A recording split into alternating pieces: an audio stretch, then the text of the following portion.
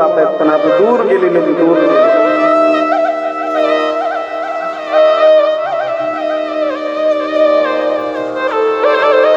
कन्या सासुराशी जाये मागे परतोनी पाहे. कन्या सासुराशी जाये मागे परतोनी पाहे. तैसे झाले माझ्या जीवा केव्हा भेटसी केशवा.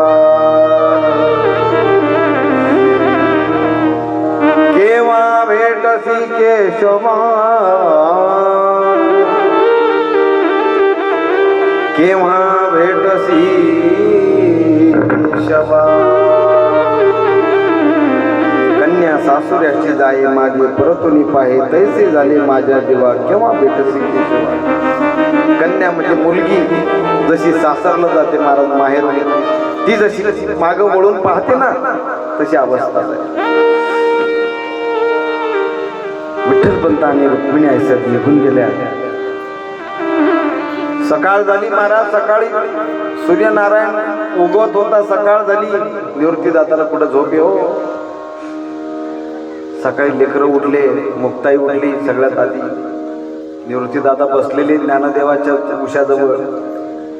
मुक्ताई उठली. मुक्ताईने पाहिलं निवृत्तीनाथांकडे. दादा अरे तू लई लवकर उठला का? झोपला नाही का? रडून रडून डोळे सुजलेले होते. मुक्ताई विचारते दादा आई दिसत नाही, बाबा दिसत नाही, कुठे आई? निवृत्तीनाथाने मुक्ताईला जवळ बोलवलं. इकडे मांडीवर घेतलं. मुक्ताईला सांगितलं मुक्ताई आता इथून पुढे तूच आमची माय. आपले माय आणि बाप गेले. आपले मायबाप देहांत प्रायश्चित्त घेण्यासाठी गेले. मुक्ताईने टावो फोडला. मुक्ताईचा आवाज ऐकला. ज्ञानदाता उठला. सुपांदे उठले आणि चारही भावंडे रडायला लागले. चारही भावंड. मुक्ताई बाहेर पडू लागली. झोपडीच्या बाहेर गेली. बाबा आई आवाज देते. महाराज सगळीकडे नाही. चारही भावंडांची तिघाही भावंडांना जवळ घेतलं. निवृत्तीनाथाने सांगितलं आता आपल्या जे नशिबात आहे ना ते फक्त पांडुरंगालाच माहिती काय आहे. आपले मायबाप गेले देहांत प्रायश्चित्ताचं शिक्षा घेण्यासाठी. पण आपण मात्र त्या पांडुरंगाच्या सहाऱ्याने राहायचं इथून पुढं. कोणी दिवसभर जेवलं नाही महाराज. थोडीफार शिदोरी मागून आणलेली होती पण तिच्याकडे पाहिलं सुद्धा. कशी भूक लागल महाराज, कशी ताण लागल. पाहता पाहता महाराज दिवसा मागे दिवस चालले.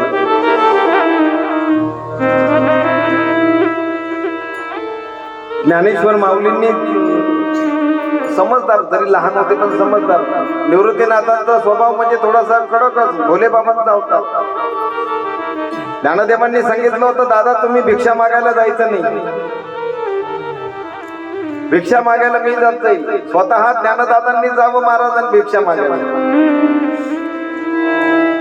ओम भवती भिक्षाम देहि. ओम भवती भिक्षाम देहि. परंतु आळंदीमध्ये भिक्षा सुद्धा नीट देत नव्हते महाराज. म्हणायचे हे झाले संन्यासाची पोरं. सकाळी सकाळी दिवस उगवला की यांनी तोंड दाखव. यांना कळत सुद्धा नाही कधी यावं. लोकांचे उन्ही दुनी बोलणे ऐकले का यांनी काय करावं, थोडस दिवस उगू द्यावा आणि अशा वेळेस जावं 11-12 वाजता थोडस. पुन्हा लोकांनी बोलावं काही कळतं का भिक्षा मागायला कधी यावं ते. अरे लोकांचा खायचा टाइम झाला, लोकांचा जेवणाचा टाइम झाला, तुम्ही दारात येऊन उभे राहता. कळत नाही का तुम्हाला? नाही तरी संन्यासाची पोर आहे, यांना कधी अक्कल येणार. लोकांचे बोलणे कानावर येत होते. आमच्या मायबापांनी ध्यान प्रायश्चित्त घेतलं पण तरी सुद्धा ही मंडळी पुन्हा जातीत घ्यायला तयार नाही, पुन्हा धर्मात घ्यायला तयार नाही. निवृत्तीनाथांनी सगळं धर्म आळंदीतल्या धर्मपंडितांकडे विनंती केली, सांगितलं की आमचे आई वडील तर गेले आता, तरी सुद्धा तुम्ही आमचं मौजी बंधन करत नाही, पुन्हा आम्हाला धर्मात घेत नाहीये, पुन्हा आमचा स्वीकार करत नाही, आमचा द्वेष करतायत. आळंदीच्या धर्मपीठाने सांगितलं का एक काम करा म्हटले, तसं पैठणच्या धर्मपीठाने तुमच्या माय बापाला शिक्षा दिली होती देहांत पाहिजे, त्याच पद्धतीने तुम्ही पुन्हा पैठणला जा, म्हणजे प्रतिष्ठान नगरीला जा आणि तिथून शुद्धीपत्र घेऊन या. शुद्धीपत्र, तुम्ही आता शुद्ध झाले.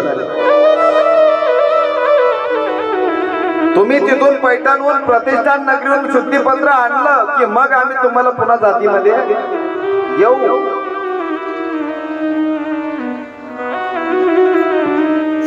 शेवटी धर्मपीठाचा निर्णय मान्य करावा लागला. निवृत्तीनाथांनी विचार केला की आपल्याला प्रतिष्ठान नगरीला, पैठण नगरीला जावं लागेल. ज्ञानदादांना सांगितलं, सोपानदेवांना सांगितलं, मुक्ताईला सांगितलं, म्हटले आपल्याला जावं लागेल पैठणला. तिथं देवकुळे नावाचे ब्राह्मण आहेत पैठणला.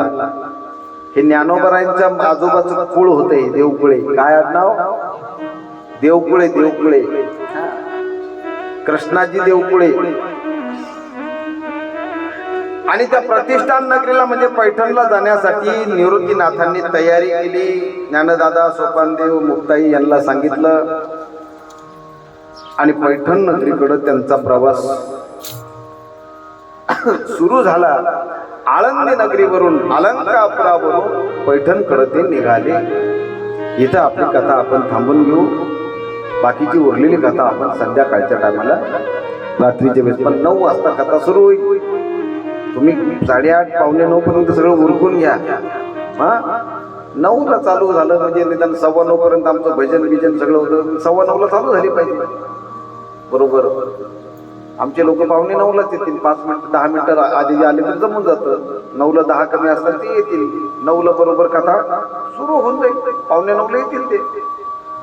तेव्हा सगळ्यांनी वेळेवर या, कारण आज आम्हाला थोडंसं बाहेर भोजनासाठी थोडं दूर जायचं म्हणून